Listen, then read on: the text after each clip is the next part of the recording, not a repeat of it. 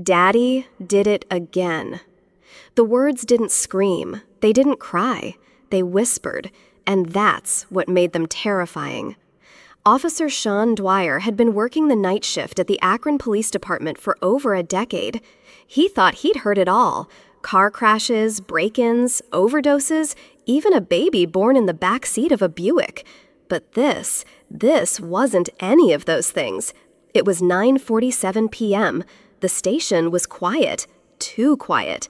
A half-drunk cup of gas station coffee sat cold beside the radio. Fluorescent lights hummed overhead. The clock ticked like a heartbeat. Then the 911 line lit up. He picked it up without thinking, already halfway into his standard greeting. 911 dispatch, Officer Dwire speaking. What's your emergency? Silence. For a few long seconds, all he heard was breath. Tiny, soft, hesitant. Then came the voice. Daddy did it again. Not panicked, not frightened, just weary. Hi there, Shawn said, gently shifting forward in his chair. Are you okay? What's your name? Another pause. Then, Maggie, the voice whispered. I'm 7. Hi, Maggie. Are you safe right now? I think so. I'm home. Daddy's sleeping. I tried to wake him up, but he's sleeping really hard. He forgot again. Something in that sentence twisted in Shawn's chest. He forgot again. Not he hit me, not he yelled, just forgot.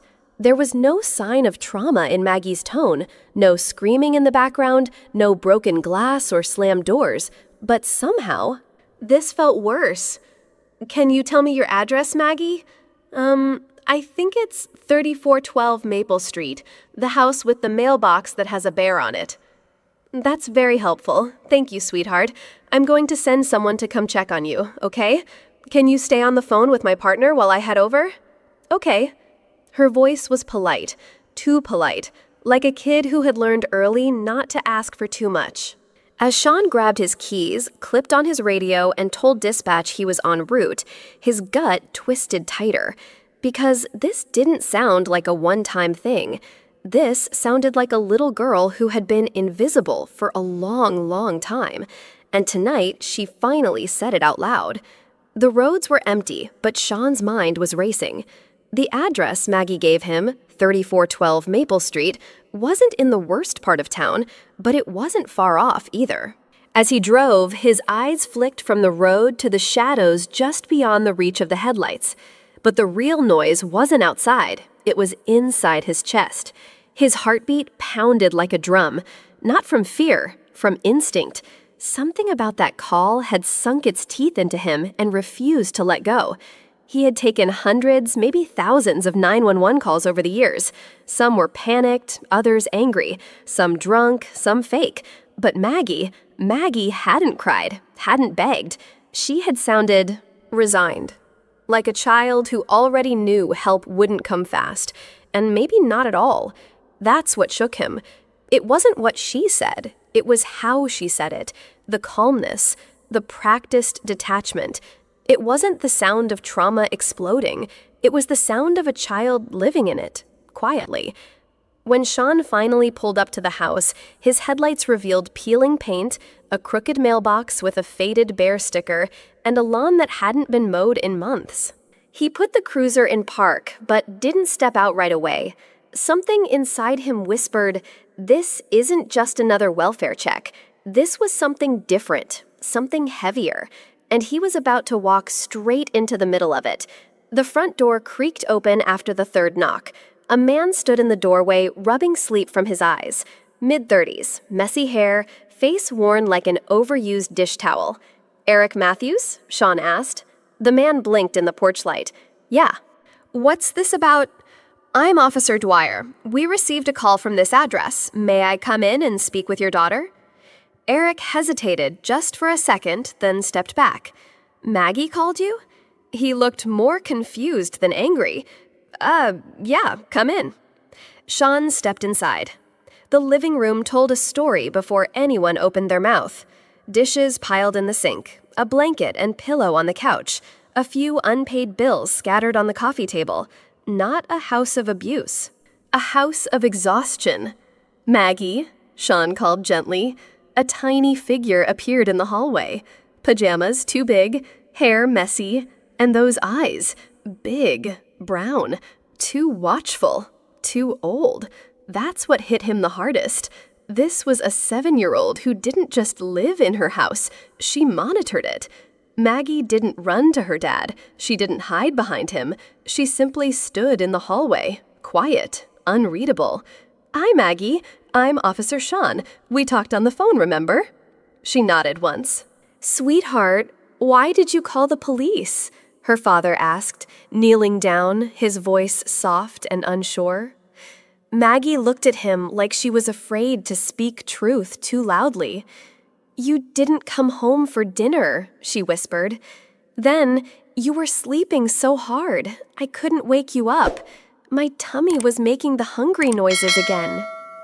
Eric's face crumpled, but Maggie, she didn't cry. She just stood there, like someone who had learned the world wasn't built to hear her needs. Shawn looked at her. No bruises, no cuts, but there it was, a hunger so quiet it had gone unnoticed. Not just hunger for food, but hunger for presence, for someone to say, "I see you." It didn't smell bad, it didn't look like a crime scene, but the air inside that house, it was heavy, still. Not the silence of peace, the silence of something missing. Shawn's boots stepped onto carpet that was worn but clean.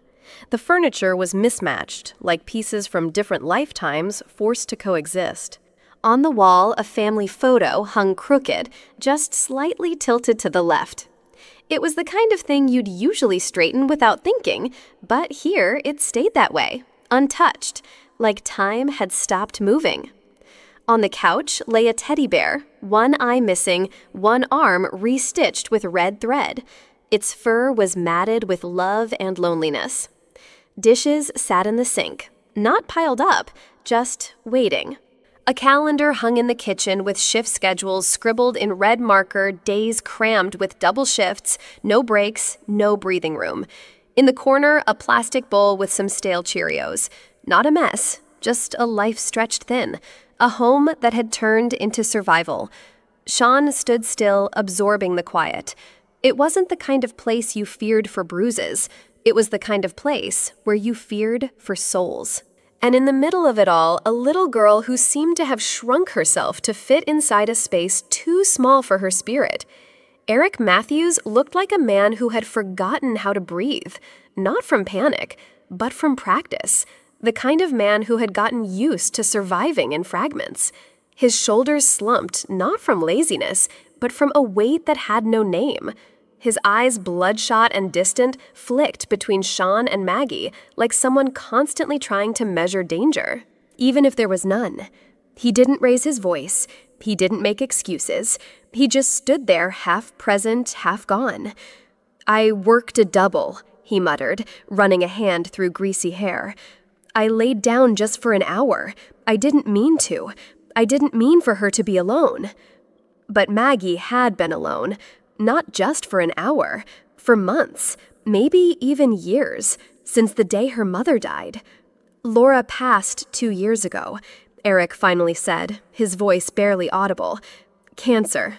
6 months from diagnosis to..." He didn't finish the sentence. He didn't have to. "Since then, it's just been me and Maggie." He tried to smile when he said it, but it wasn't a smile. It was a memory of one. The dishes, the couch bed, the half-eaten food, the silence. They all whispered the same truth. Eric Matthews hadn't stopped loving his daughter, but he had stopped knowing how to show it. And now he stood on the edge of losing her too. Maggie never once said, "He's a bad dad." She didn't cry. She didn't beg for rescue. She simply adapted. The peanut butter was on the second shelf. She'd drag a chair to reach it. The bread stayed in the fridge to last longer. She knew how to thaw it in the microwave. The TV didn't work, so she'd draw. Her drawings were full of stick figures holding hands, but one of them was always a little smaller, drawn off to the side. Her room was quiet, tidy. The bed was always made by herself. Her socks didn't match, but they were clean. She didn't demand anything. Not food, not toys, not love. Because asking meant noticing, and noticing meant feeling, and feeling was dangerous when you weren't sure someone would feel back. Shawn watched her pour dry cereal into a chipped bowl. No milk, no spoon, just fingers. "You hungry, sweetheart?" he asked. Maggie shrugged. "I ate yesterday." That wasn't sarcasm, it was reality. She didn't live in outrage, she lived in acceptance. She didn't survive by fighting, she survived by shrinking herself small enough not to bother anyone, and the scariest part, she was good at it. The room was quiet, too quiet. Shawn stood there frozen, his badge heavier than ever. Maggie's voice was barely above a whisper. Her lips didn't even tremble, her eyes didn't blink. But the question, it split the air like a thunderclap. "Are you going to take me away?" I just wanted dinner, not rescue, not toys, not a new home. Just dinner. Shawn swallowed hard. He had handled shootings, he had chased armed suspects, he had given CPR to dying victims. But nothing had ever knocked the wind out of him like those 12 words. Because those weren't just words, they were a child's quiet plea to be seen, not as a burden, not as a file, but as a person. Maggie didn't want him to be a hero. She wanted him to be human. The doctor didn't say abuse. He didn't say broken bones. What he said was somehow worse. She's slightly underweight. Her stomach lining is irritated, likely from stress and inconsistent meals. Shawn stared at the chart. It looked clean, sterile, but to him it screamed. Maggie sat quietly in the exam room, swinging her legs off the table. Her socks were mismatched. Her eyes, too big for her face, followed the second hand of the wall clock. She wasn't sick. She wasn't bleeding. But she was hurting from the inside out. "Has she said anything to you?" the nurse asked.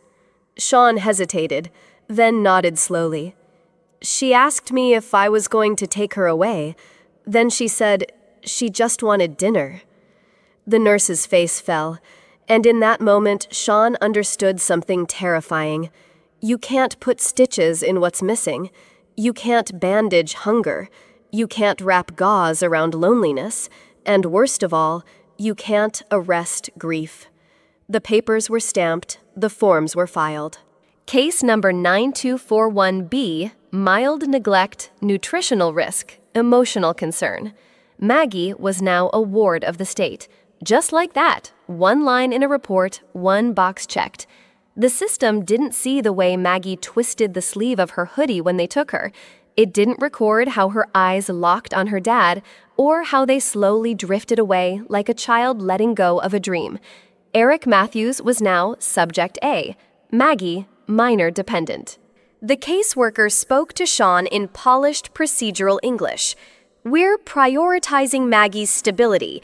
Reunification is always the goal, but there are thresholds." Thresholds. That word stung, because Shawn didn't see thresholds. He saw a father drowning and a little girl fading, not from harm, but from being invisible. Eric stood before the judge, a crumpled suit, shaking hands. His eyes were red, not from sleep, but from shame. "Your Honor, I didn't mean to hurt her. I didn't even realize I was failing. I was just trying to survive." He paused, swallowed. "She's all I have left." The courtroom was still, but the law doesn't move for broken men. The prosecutor, cold but clinical, responded without looking up. Intent is irrelevant. The facts are clear. Prolonged emotional neglect, unsafe environment, no support structure. Eric flinched, like every word was a gavel hitting his ribs. He turned to Maggie, sitting in the back with her foster aide. She didn't cry, but she didn't smile either. Just that same blank expression. That silent, devastating stillness of a child already preparing to forget. "I love you," he mouthed. She blinked, once, but said nothing. and the judge's voice came down like a slow, steady hammer. We'll revisit custody in 90 days, provided you meet the rehabilitation requirements. 90 days, a lifetime for a child already slipping away. In the brief hallway moment between hearings, Shawn saw it. Maggie's small hands clinging to the strap of her backpack. Eric crouched low, trembling eyes heavy with regret. And then she touched his knee. "We're still a team, right?" Eric couldn't speak. His throat burned, but he nodded, slowly. She smiled, just a flicker. Not wide, not long, but enough. For a second, Shawn wondered, could love like that survive rules written in ink? The system saw risk. Shawn saw resilience. A team of two. One broken father, one forgotten child. Versus policies, reports, best interests. Could a bond built on peanut butter sandwiches and bedtime stories whispered through cracked doors really stand against a machine built to separate? Maggie still believed. But belief is fragile, and the clock was already ticking. The voicemail came while Eric was ironing the only clean shirt he had.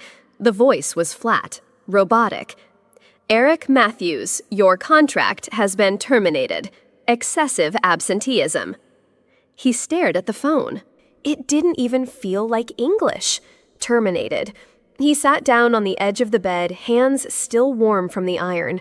Today was the day to submit the court documents proving he could support Maggie.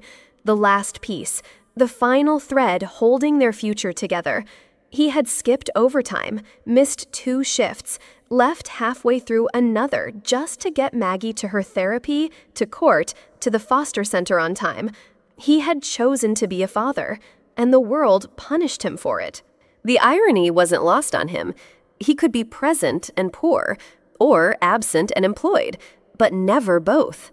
The system wanted him to be Superman, but didn't give him a cape, just a pink slip and a deadline. Eric looked at the court notice again.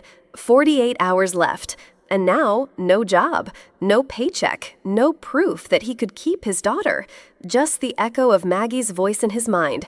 We're still a team, right? At first, it was just small things. Maggie started clinging to her foster mother's sleeve at bedtime. She kept asking, "Did Daddy call today?" Even when the answer was no. Then the dreams began. She would wake up sweating, her hands curled into fists. Her voice, cracking confused, would whisper into the dark, "He forgot, didn't he?" Claire, the foster mom, tried to comfort her.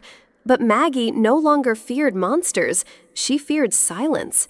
In the morning, she refused to eat, drew pictures of empty chairs. Labeled one, me, and one, untouched and distant, Daddy's chair. He never sits here anymore. One night, Shawn came by to check in. Maggie looked up and whispered, "If you see Daddy, can you tell him I'm still here?" And then, "Sometimes I think I'm turning invisible." It wasn't defiance. It wasn't rebellion. It was a slow fade. The kind that happens when a child stops believing they matter. The appointment was at 9 a.m. sharp. A state official, clipboard in hand, would assess Eric's home, check the fridge safety locks, heat stability, one visit, one form, and one checkbox that could change everything. But Eric never showed up. His alarm didn't go off. His second-hand phone had died in the night. When Shawn arrived at the house with 2 cups of coffee and an encouraging nod, the social worker was already packing up. He didn't show. That's non-compliance. "Sorry, Officer Dwire, nothing personal." Shawn tried. He begged for a second chance. He showed proof that Eric had been job hunting. He even offered to drive the official back himself. But the machine had already moved. The report was filed, the flag was raised, and Maggie's case had just shifted from hopeful reunification to probable termination. That night, Shawn sat alone in his cruiser staring at the dashboard. He'd seen gang cases, homicide cases, missing children, but none of them haunted him like this. One good man, one little girl, losing everything over a dead battery. That's what systems don't see, but Shawn did, and he wasn't done fighting. That night, after the report was filed, Shawn drove past the old diner near Route 8.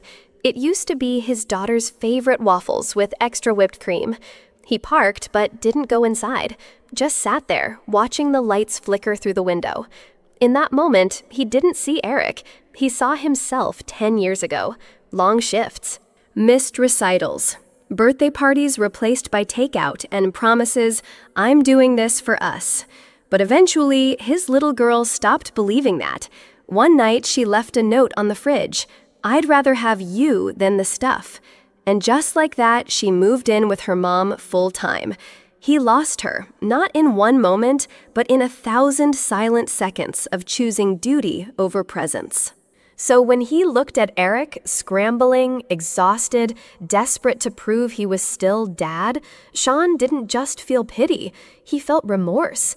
"I know this man," Shawn whispered to himself, "because I was him." And that night, something shifted. Shawn stopped being just a cop. He became an ally. Not because it was his job, but because it was too late to go back and save his own daughter. But maybe, just maybe, he could help save someone else's. The courtroom was cold. Not in temperature, but in spirit. Maggie sat between two caseworkers' legs, swinging off the bench, too small for the seat, too old for the silence. The judge glanced at the clock. 9:54. The custody hearing had begun at 9. Eric Matthews was still nowhere in sight. "Mr. Matthews has failed to appear," the court clerk announced dryly. "Recommendation remains permanent guardianship outside the biological family." Shawn stood near the back, jaw clenched. He had called, texted, even driven past Eric's apartment empty. Something's wrong, he thought. This isn't like him. But the judge didn't think about broken cars or dead phones or stormy skies. The judge thought in folders, in lateness, in patterns. Eric's absence had a name now, unfit. The gavel was already halfway raised. Maggie turned to the courtroom door. Still nothing. Her eyes dropped, her hands folded.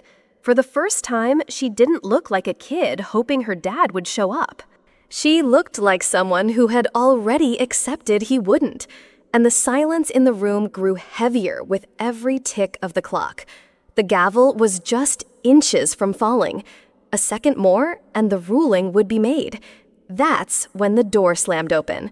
Heads turned, and there in the doorway stood a man who didn't look like he belonged in a courtroom. Eric Matthews.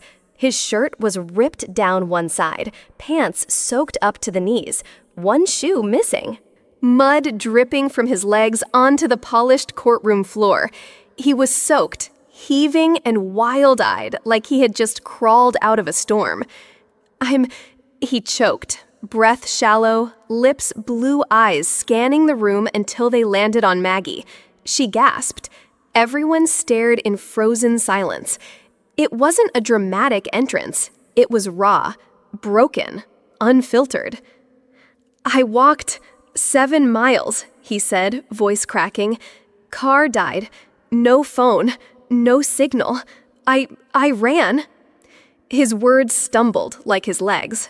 "You can't take everything. Just please don't take my daughter." His knees buckled. He dropped to the floor, hands hitting the tile, trying to catch himself. Maggie cried out, "Daddy!" And in that moment, no file, no court record, no case number could hold back the storm of emotion in the room. The judge, speechless. The caseworker lowered her head. Even the bailiff looked away, blinking fast. Eric hadn't just arrived late. He had arrived through fire to prove one thing. I may have failed 100 times, but not today. The courtroom was still. Not silent still. Like even the walls were holding their breath. Eric was on his knees, soaked, shivering, humiliated, but unbroken. Maggie didn't run to him. She just looked at him, eyes wide, hands trembling. And then he said it. No long speech, no excuses, just the truth. I promised I'd be here. Nothing was going to stop me. The judge froze. Pen mid-air. A murmur spread across the benches. Because in that moment, he wasn't a jobless man. He wasn't a failure. He was a father, one who had nothing left to give except his word. And somehow that word had carried him across 7 miles of mud, cold, and shame. Maggie's voice soft. I knew you'd come. And for the first time in weeks, she smiled. The judge adjusted his glasses. The social worker shuffled her papers. Everyone waited to hear Maggie's final word. The lawyer leaned down and asked her gently, Maggie, if you had a choice, where would you want to live? She didn't cry. She didn't glance at her father. She looked straight ahead. Her voice was small, but it echoed like a hammer through the silence. I want to go home, but only if Daddy remembers I'm there. The room didn't breathe. The judge set his pen down. Slowly, deliberately, the court reporter's fingers stopped typing. Eric lowered his head, tears falling freely now. Because it wasn't about shelter, or food, or bedtime stories. It was about being seen. Maggie hadn't asked for perfection. She had asked to matter. And in those 11 words, she told the entire legal system what justice had forgotten. Sometimes it doesn't take a miracle. Just one person willing to care, then another, then another. After court, word spread. Not the kind of gossip that tears people down, but the kind that builds bridges. Loretta, the iron-willed woman who ran the local food pantry, showed up on Eric's doorstep with a casserole and a folded list. This is every church, every service, and every meal program in a 10-mile radius. You ain't doing this alone, baby. At the community center, a group of dads started donating odd jobs to yard work, night shifts, handyman gigs. They'd seen him at his worst, and that made them want to be part of his best. And then Claire came by, Shawn's teenage daughter, the one who once resented her own father for always choosing work over her. She sat beside Maggie on the porch and said, "You're not invisible anymore, okay? If he forgets, I'll remind him." Maggie looked up, a tiny smile. For the first time, her house didn't feel so empty. Eric's days slowly began to change, not with dramatic headlines or instant miracles, but with quiet, steady steps forward. The parenting classes were uncomfortable at first. Sitting in a circle with strangers, talking about feelings and fears, listening to advice that challenged every old habit. He learned that being a father was more than just providing money or shelter. It was about presence, truly being there for Maggie. At his new job, maintenance at the local hospital, Eric found a rhythm he hadn't known for years. The steady schedule meant he could cook dinner, tuck Maggie in at night, and even catch her morning smile before she left for school. The small things mattered. Eric bought Maggie a bedtime storybook, her favorite from when Laura was alive. Every night he read aloud, his voice soft, shaky at times, but filled with a promise he hadn't made before. I'm here. I see you. He started asking about her day, not just what she did, but how she felt. He learned to listen without fixing, to hold her hand without pushing, to be patient when words didn't come easily.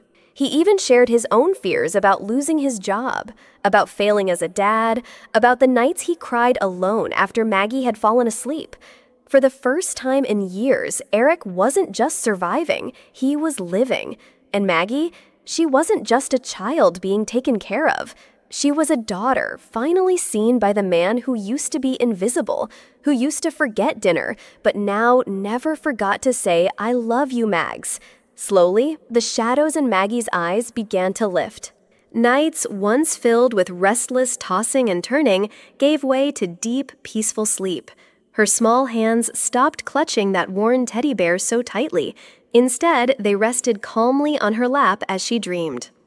Meals that were once skipped or hurried became moments of nourishment. Eric made sure there was always a plate waiting for Maggie when she came home. And no more sandwiches made in silence, but dinners shared with laughter, stories, and love. And then came the art. Maggie's drawings, once dark and empty, bloomed with color and life. Houses with tidy windows, bright suns smiling, trees with full green leaves. stick figures holding hands instead of standing alone. Each picture was a small victory, a sign that healing was happening one brushstroke, one crayon mark at a time. Maggie was no longer just surviving. She was beginning to live again.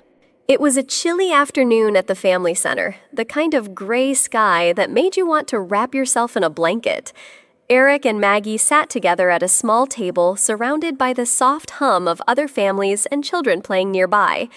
Eric reached slowly into his bag and pulled out a lunchbox. Not just any lunchbox, but the very one Maggie used to take to preschool, a little scratched up with stickers peeling off the sides. Inside, everything was arranged just right. Star-shaped peanut butter sandwiches, crisp apple slices, and Maggie's favorite cheese crackers. Maggie's eyes widened as she saw it. A quiet gasp escaped her lips. She looked up at her dad, her small hands clutching the edge of the table as if afraid this moment might disappear. Then, with a voice soft and trembling, she said, "You remembered." Eric smiled, the kind of smile that starts in your chest and reaches your eyes. Relief, pride, and love, all tangled together. That simple phrase spoke volumes. It was more than just about lunch. It was a promise fulfilled, a sign that Eric was finally present, not just in body, but in heart and mind. And for Maggie, this wasn't just food. It was a reminder that she mattered, that she was loved, wrapped up in the ordinary magic of a lunchbox. The courtroom was packed, yet the air felt lighter than it had in months. Judge Watkins sat behind the bench, eyes calm but watchful. Eric Matthews stood with steady resolve, dressed neatly, face weathered but hopeful. Maggie clutched her teddy bear, a small but brave smile lighting her face. The judge reviewed the evidence, the progress reports, the testimonials from social workers and community members. Then, with deliberate clarity, she spoke, "Mr. Matthews, this court acknowledges the hard work and growth you've shown. Your commitment to your daughter and the support you've built around her have met the standards necessary for reunification." The room held its breath. Maggie Matthews will be returned to the custody of her father, effective immediately, with ongoing support to ensure stability and care.